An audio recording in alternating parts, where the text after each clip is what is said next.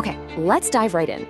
We often think of big decisions as a simple fork in the road, a clear choice between right and wrong. But here's a thought. What if it's way more complex than that? What if every single choice has an architecture, a hidden blueprint that we're designing whether we realize it or not? Today, we're going to pull back the curtain on that very blueprint, the structure of ethical leadership. We've all been there, right? That feeling of just staring at the ceiling, replaying all the scenarios, trying to find the right path when every single option feels complicated and heavy. It's in those moments that the foundation of our personal and professional architecture really gets tested. So when you're in that messy, complex terrain, what do you even use to find your way? Well, that brings us right to our first big idea, the moral compass.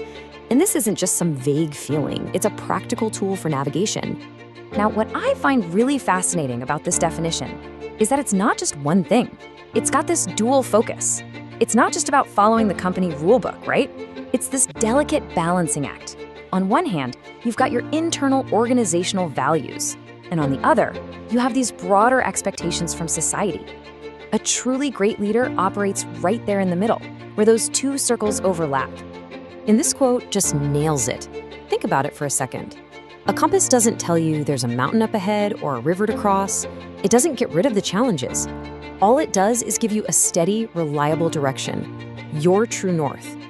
In leadership, your ethics, that's your true north, helping you stay oriented no matter how tricky the environment gets. So if ethics is our compass, how do we start drawing the map? That leads us right to our next idea, the architecture of a choice. Because here's the thing, great ethical decisions don't just happen. They aren't accidents. They are designed. They're built piece by piece with integrity as the absolute bedrock. So what does this architecture actually look like in practice? Well, it follows a pretty clear process. First, you gotta stop and actually see the ethical dimensions. Step back and ask yourself, what are the moral stakes here? Second, analyze the ripple effect. How does this hit everyone involved? Your team, your customers, the whole community. Third, you don't just pick an option off the shelf. No, you actually build options that have your core values baked right in. And finally, when you make the call, you do it with total transparency, ready to stand by it and explain your why. Okay, so here's the catch. That four-step process, it sounds so neat and tidy on a slide, doesn't it? But in the real world, it is rarely that simple. The real world is messy. The core challenge for any leader, the thing that makes this so tough, is trying to juggle all these competing priorities that are pulling you in a million different directions at once. And this table just lays that tension out perfectly. I mean, take a look at speed to market. For the organization, the benefit is huge, right? High. But if you have to cut corners on safety or testing to get there, society isn't going to be happy. So societal expectation is low, and your ethical alignment, it just tanks. Now compare that to innovation. When you do it right, that can be a massive win for everyone. This is the game. The real art of leadership is navigating this exact grid every single day. But what if even with the best compass and the perfect blueprint, things still go sideways? Why does that happen? Because the landscape, well, it's filled with hidden traps. And this isn't about bad people making bad choices. This is about how good, well-meaning people just like you and me, can get seriously led astray. So here's a fundamental truth that comes from behavioral economics. Our brains are hardwired for shortcuts. They have to be, just to get through the day.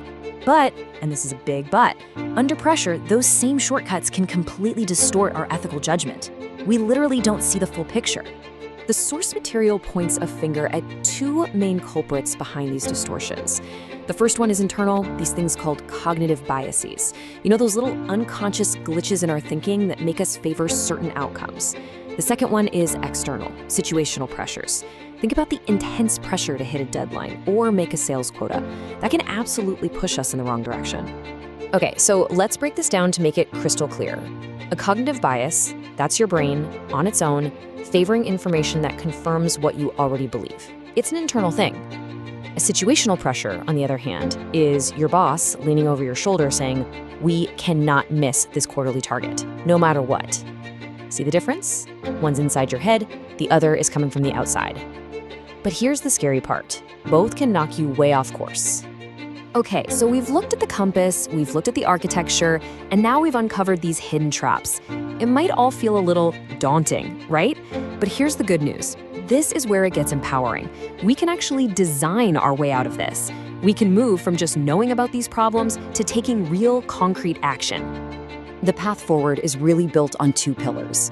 First, just awareness. Seriously, simply knowing that cognitive biases and situational pressures are a thing makes you way less likely to fall for them. It's like flipping on the lights in a dark room. Suddenly, you can see the obstacles. Second, you need tools. And that goes right back to that four-step decision architecture we talked about. Having a structured process like that helps you counteract all those internal and external pressures. And at the end of the day, why are we doing all of this? What's the end game here? It's about consistently making decisions that are both principled and transparent. Because when you do that, you're not just checking a box, you're upholding your integrity. You're building deep, lasting trust with your team and your customers. And most importantly, you're making sure your actions actually line up with your values. So as we wrap this up, I want to leave you with a question. And look, it doesn't have to be some huge multi-million-dollar business decision. It could be as simple as how you handle a disagreement on your team or how you respond to a customer complaint. Thinking about your world, what is just one decision that you'll build more intentionally, more deliberately tomorrow?